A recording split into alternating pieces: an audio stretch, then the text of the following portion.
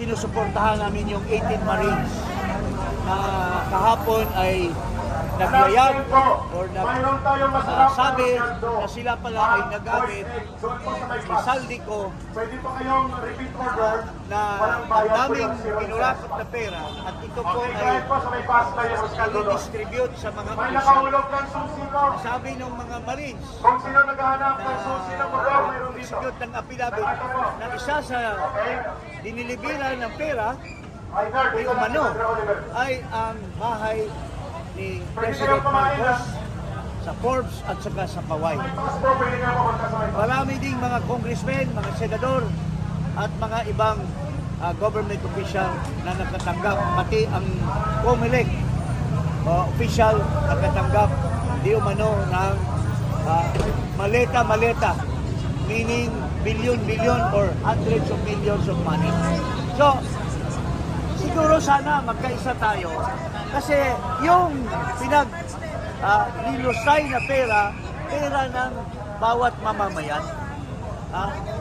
Araw-araw naghihirap ang mga taong bayan natin, mga mamamayan, nagtatrabaho. Every April, kinukumpra ang buwis. Lalo na yung mga government official, lalo na yung katulad ninyo na mga nagtatrabaho lang. Kinukumpra na kagad ang buwis. At ito yung buwis, ito yung ina-allocate na budget ng gobyerno at ito yung ninanakaw at dinidistribute sa mga opisyal. Sabi ni Congressman Erice, 1.45 trillion ang nalustay na pera. So, tayong mga kababayan, I appeal to you. Ito ba ay pabayaan lang natin? Ilalagay lang natin sa forgetfulness. So, this is the time na maninindigan tayo in whatever ways na sana mananagot ang mga opisyalis. Sabi ni Bongbong Marcos, noong December pa may makukulong. Hanggang ngayon, wala pa. Kasi pala, base dito sa mga testimonya ng itong mga 18 Marines, maliban na si Saldico, nagsabi na rin. Si Gutesa, nagsabi na rin.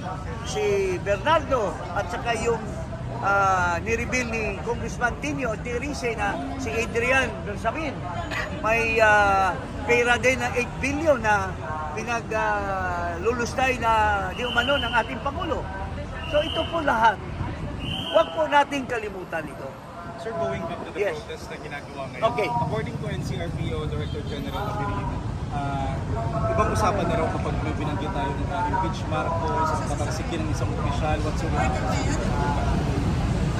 Hindi tayo nagpapatalsik. Kasi that's an overt act. That's in violation of laws and probably the Constitution. Pero kung manawagan tayo, kusang loob niya, kung wala na siyang kakayahan, ngayon na nakikita na natin, napakapayat na niya. Baka may sakit siya. Under our saligang batas, he is obligated to reveal. Si Marcos is obligated under Section 12, Article 7, to reveal to the people kung anong kalagayan niya. Kayo lahat, nakikita niyo, napakapayat na niya. So, that's a serious illness. Sir, bali ba voluntary resignation? Voluntary resignation. Kusang loob niya. Hindi tayo nagpapabagsak ng gobyerno because that is in violation of law. But we can shout to high heaven, Sir Marcos, ano bang sakit mo? Bakit mo pa pinapatuloy ang kabulastugan mo sa panggobyerno? Hindi ba karapat-dapat lang mag-resign kayo? Kasi kung hindi nyo kaya, payat-payat nyo na, sir. Baka galing nyo lang sa ospital. Grabe na yung ekonomiya natin. Maski sinong economist, tanungin nyo. Ang ating gross domestic product, GDP, 3%. Paano tayo makakaahon sa kahirapan? Lalo na may sakit po kayo. So, yun lang po ang panawagan natin. Thank you, sir. Sir, salamat. Salamat, sir. Ito mga ano lang ito, mga riders lang, mga riders.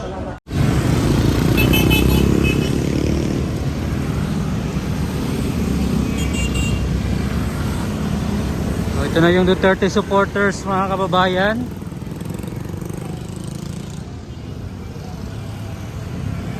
So, sasagawa po sila ng motorcade dito sa EDSA.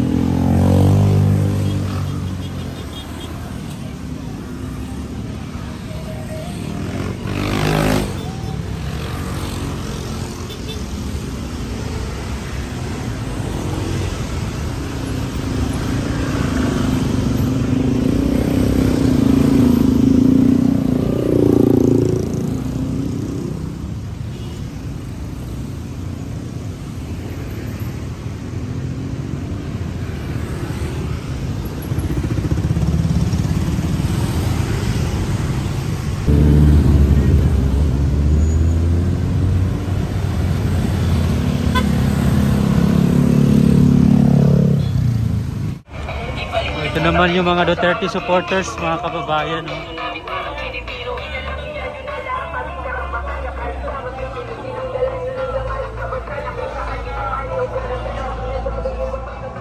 So, ito yung magsasagawa ng caravan no, dito sa EDSA. Hindi na pa siya service ko. Tama, kasama sa rides. Kasama sa red mo.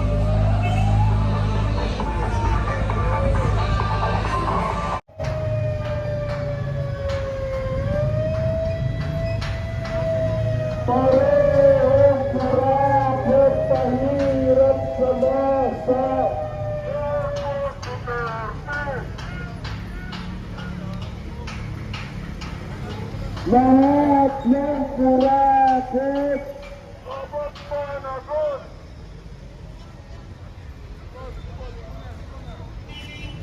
Bakit Duterte walang pinag-iba?